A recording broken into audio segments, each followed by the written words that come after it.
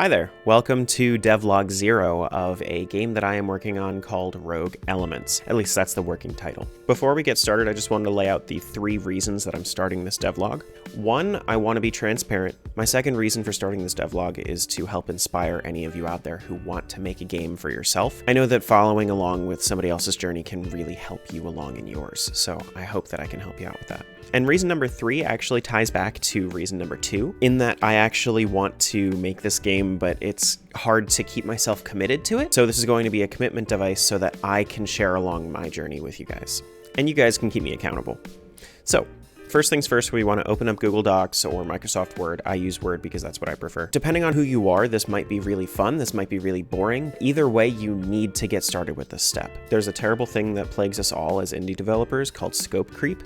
Now, what scope creep is essentially our wish for perfection with the game. Every time that we make a new feature, we're going to want to perfect it. And this document is going to help us stay in line and make sure that we actually get it finished, because a finished product is much better than a perfect product. So first thing on this document, I'm just going to lay out, I already did this a little bit, but we're going to lay out our title, at least a running title for the project, what genre you want to stay in, and then what inspirations you're going to be taking from the most. Rogue Elements is a roguelike game, and it should come to no surprise for roguelike fans out there that I'm going to be taking inspiration from Enter the Gungeon, Hades, and Binding of Isaac. They are easily 3 of the best roguelikes that have come out, 3 of the most successful roguelikes that have come out recently, and I would be thrilled if I could get something that is half as good as any of these. Next thing we want to do is we want to get just a quick summary of the game. Try to stick to 1 sentence, whether it's a run-on or not, just try to stick to 1 sentence. Alright, so this is what I ended up with. Rogue Elements is a challenging roguelike RPG where the player is a bounty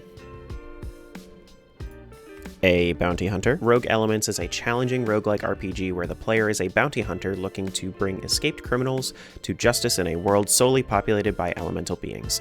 A little bit long, but it gets the point across. Now, this is completely up to you, but a lot of people like to base the mechanics around the style of the game, whereas I'm going to be basing the style around the mechanics of the game. So I'm actually going to be leaving style blank, and I'm going to have core mechanics here, and then we're going to list out a few mechanics that I want to have included as an absolutely necessary part of the final product.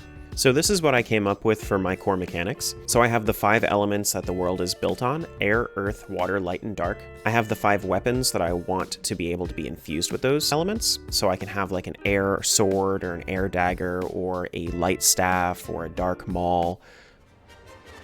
No, not that kind. But then I also want to be able to infuse those elemental weapons with the other elements. So I want there to be somewhat of an element mixing mechanic in there. I want there to be power-ups, just like in Enter the Gungeon or in Binding of Isaac. Binding of Isaac is huge on power-ups. It only runs on power-ups. There are like a few different like weapon-esque power-ups, but it's mostly just power-ups.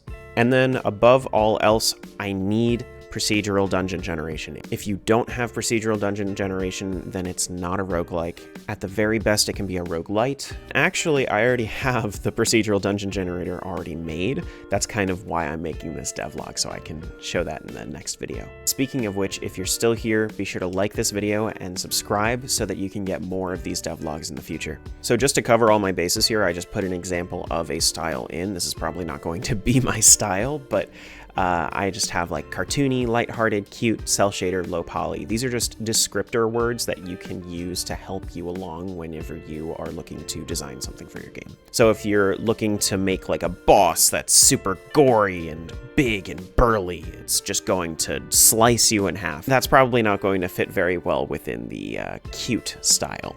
This last thing is probably one of the most important that you need. Skills needed. Now, the reason that this is so important is because skills take a long time to master, and if you try to just binge through it, it's going to be disastrous. So for me personally, I need 3D modeling. I'm going to be using Blender for it because that's what I'm most used to. I need to actually design and build the game, so that was going to be in Unreal Engine 5. And I need to compose my music, because I'm not going to be able to afford for somebody else to do it for me. And for me, I've done a little bit of this in the past, barely any, but I am using FL Studio and a piano. So I need to learn how to play piano really well, and I need to learn how to compose music.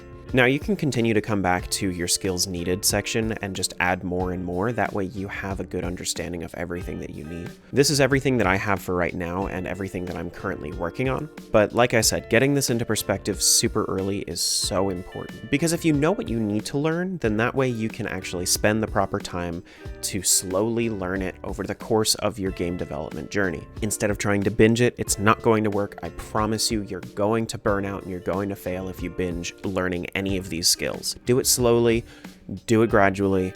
You'll thank yourself later. So that's our game design document. If you'd like a template, you can go ahead and grab one in the description down below. So if you want to continue along watching my dev journey, go ahead and click this video right here, that video. Man, that would be so awkward if you were here before the next video came out. Wouldn't that be so awkward? No button to click.